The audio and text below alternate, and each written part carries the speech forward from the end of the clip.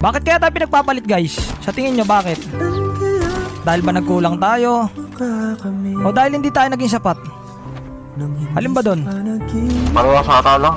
Parehas no? Kasi kung magkulang ka, iiwan ka. Kung sakto ka naman, sabihin boring ka, iiwan ka.